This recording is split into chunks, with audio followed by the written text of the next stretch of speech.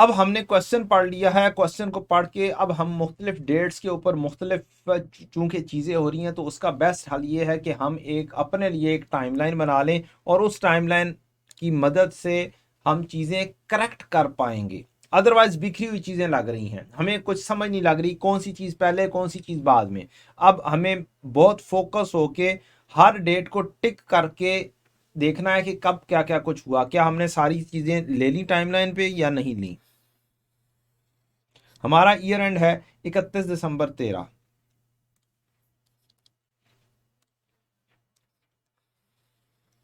ये वर्किंग आप पेपर के अंदर भी बना सकते हैं, कोई प्रॉब्लम वाली बात नहीं है। थोड़ा सा फासला ही रख लेते हैं हम।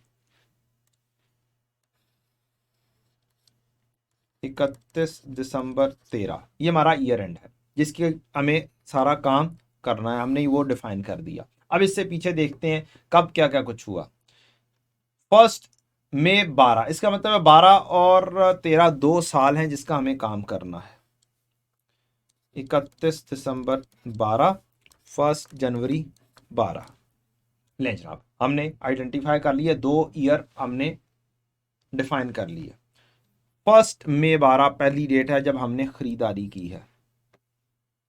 1 मई 12, 1/5/12 आपने AWL में 20,000 शेयर्स लिए हैं, जिसकी कॉस्ट 9.6 मिलियन लोकल करेंसी में और AED 2,40,000 और रुपीस 9.6 मिलियन, ये हमने पढ़ लिया था और हाईलाइट किया था। उसके बाद क्या हुआ है, उसके बाद डेट ढूंढनी है हमने। 1 जून 13। अब डेट्स लिखते चले जाएं, जो सी डेट मिलती है तरतीबवार लिखते चले जाएं, दरमियान में जो जो कुछ हुआ होगा वो हमें खुद ब खुद तरतीब से आ जाएगा। अगर हम ढूंढेंगे ना पहले डेट कौन सी है बाद में कौन सी है, फिर काम डिफिकल्ट हो जाएगा। ये बना ही हम इसीलिए रहे हैं ताकि हम पेपर में बड़ी आसानी से चीज़ को डील कर लें। अगली डेट है 1 जून 13 जो क्वेश्चन में लिखी हुई है। हमने एक्वायर हो गई है, AWL हिलाल लिमिटेड ने ले ली है। कब? 1 जून 13। 1 जून 13 कहाँ पर आ रहा है? यहाँ पर आ रहा है, 1/6/13 हिलाल लिमिटेड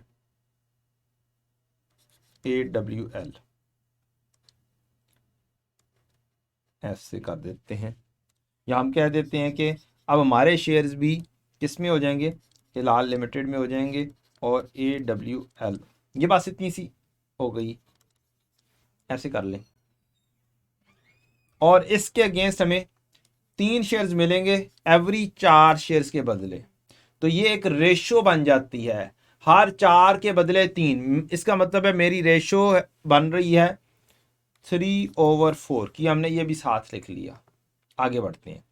अदर रेलेवेंट इंफॉर्मेशन, 31 मार्च 13 को मुझे कैश डिविडेंड मिला। 31 मार्च 13 कहाँ पे आ रहा है? यहाँ पे है।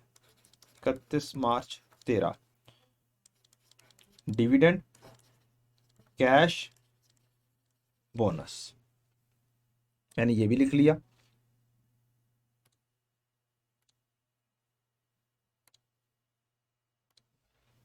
नेक्स्ट, अगली डेट हमने जो सी डेट लिख लिया हमने उसको क्या करना है? टिक लगा लेना है। ये खत्म हो गया। 31 मार्च 13 की चीज़ भी हमने लिख ली है। Final cash dividend 10 April 14, received on 10 अप्रैल 14। तो हमारे साल 2013 तक का काम करना है, तो फिर 2014 का काम तो हमें ज़रूरत नहीं है। हम 2014 में जाके देख लेंगे, लिख लेते हैं कैश डिविडेंड 2014, कैश डिविडेंड 10 अप्रैल 14 मिल रहा है, हमारे साल से बाहर है, तो लिख लिया। अब बच्चा स्पीडो स्पीडी एंट्रीज पास करेगा, बगैर आंखें आंखें बंद करके इसकी भी एंट्री पास कर देगा। और हमने तो एक्वायर ही 1 जून 13 को किया है, इसके बाद वाली डेट के ऊपर होगा ना। हमारे पास शेयर ही HL के कब आए हैं? 1 जून 13 को, तो 10 अप्रैल 14। ठीक है जनाब, कोई मसला नहीं। फेयर वैल्यू पर शेयर एज एट 31 दिसंबर। अब ये क्यों दिया हुआ है? ये IS-28 से शायद मिक्स करने के लिए दिया हुआ है, या बच्चों को बस कंफ्यूज करने के लिए दिया हुआ है। कुछ इररेलेवेंट इन्फॉर्मेशन हमेशा क्वेश्चन में होती है। फेयर वैल्यू 31 दिसंबर 12 पर 13 रुपए, यहां पर AED 13 है 31 दिसंबर 12 पर, और कोई 1 जून पर AED 14 है 14 रुपए उसकी फेयर वैल्यू है पर शेयर। और 31 दिसंबर 13 पर 1 जून 13 पर 14 रुपए है AWL की, और हिलाल लिमिटेड की है 18 AED। लें जी, फेयर वैल्यू भी हमने ये लिखने की वैसे जरूरत नहीं है। 31 दिसंबर पर हिलाल लिमिटेड की है 19.5 AED। हमारी ट्रांजेक्शन खत्म हो चुकी हैं। एक्सचेंज रेट्स हम मुख्तलिफ डेट्स के ऊपर उठाकर देख लेंगे। हमारी ट्रांजेक्शन 2012 में बस एक ट्रांजेक्शन, 2013 में चंद ट्रांजेक्शन आ रही हैं। तो अब हम इसको क्या करेंगे, लेकर चलेंगे। सबसे पहला डिसीजन, हमारी अकाउंटिंग होनी कौन सी है? हमारी accounting fair value through OCI होनी है। इन्वेस्टमेंट इन इक्विटी दो तरह से डील होगी। एक, इररेवोकेबली हमने डिसाइड करना है, अगर हम किसके ऊपर चल रहे हैं, लॉन्ग टर्म के लिए है, और हमारा लॉन्ग टर्म के लिए है, तो हम इररेवोकेबली डिसाइड करेंगे फेयर वैल्यू थ्रू OCI। तो fair value through OCI is the decision क्या हमने करना है। और अब हम क्या करेंगे, इन्वेस्टमेंट का अकाउंट बना देंगे। सबसे पहले अगर हम इन्वेस्टमेंट का अकाउंट बना लेंगे और उसको लेकर चल लेंगे तो हमारा काम बड़ा आसान हो जाएगा इंशाल्लाह। इन्वेस्टमेंट इन इक्विटी AWL, जिसमें इन्वेस्टमेंट किया उसके को नाम लिख लिया। इन्वेस्टमेंट डेबिट कैश क्रेडिट 1 मई 12, इन्वेस्टमेंट डेबिट बैंक क्रेडिट। अब इसकी हमें वैल्यू दी हुई है, हम ₹1000 में काम कर लेते हैं। वर्किंग भले हम रुपीज़ के हिसाब से करें, कैलकुलेटर के ऊपर 1000 डिवाइड कर देंगे, हमारा आंसर आ जाएगा। ज़्यादा लंबा चौड़ा लिखने की ज़रूरत हमें नहीं पड़ेगी। एग्जामिनेशन में इस तरीके से आपको करना चाहिए है। अच्छा जी, अब मेरे पास 2,40,000 AED के मैंने ये खरीदे थे। मेरे पास ऑर्डिनरी शेयर हैं 20,000, और मेरे पास 31 दिसंबर 12 पर भी यही ऑर्डिनरी शेयर्स हैं।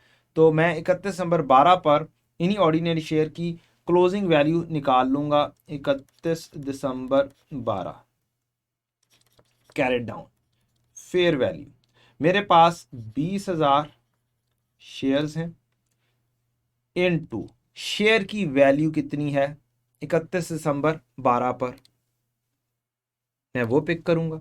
31 दिसंबर 12 पर फेयर वैल्यू पर शेयर AWL का मुझे 13 रुपए पर, AED 13 रुपए, AED 13 है, फॉर शेयर भी तो वहां का ही है। 20,000 शेयर ज़रब 13, ये हो गया फेयर वैल्यू। इसको अब हम रेट से मल्टीप्लाई करेंगे या डिवाइड करेंगे। हमारा रूल बन गया कि हमने मल्टीप्लाई करना है। अब 31 दिसंबर 12 पर कन्वर्ट करना है, और 31 दिसंबर 12 पर हमारा रेट है 42 रुपीज़। तो 42 के ऊपर हम क्या करेंगे, रेट लगा देंगे 42 का, ₹42 पर AED। तो ये हमारी कैरेट डाउन वैल्यू वर्कआउट होकर आ जाएगी।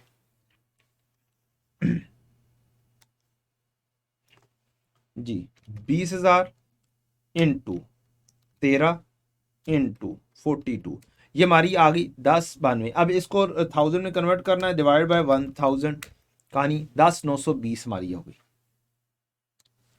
10,920 ये हमारी फेयर वैल्यू है। अब जो डिफरेंस है वो हमने OCI के थ्रू रूट करना है। 10,920 माइनस पुराना 9600, 10,920 ये वाला,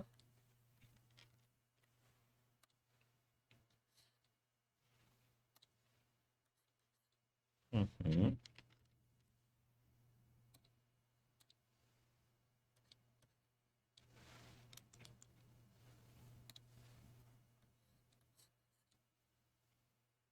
why it is not working?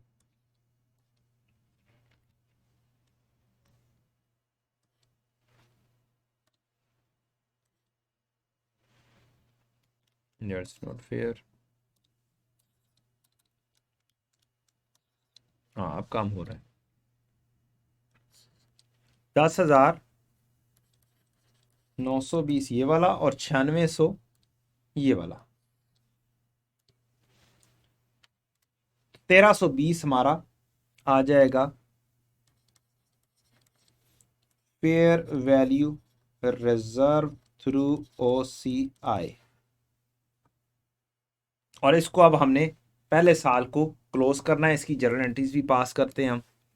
1 May 12 investment in shares AWL debit, bank credit 9,600, ये हमने इन्वेस्टमेंट कर दी है। इससे अगली एंट्री 31 दिसंबर 12 पर होगी इनकी शेयर्स की। अब हमें इन्वेस्टमेंट को बढ़ाना है, investment in shares AWL debit और fair value reserve OCI credit 1320।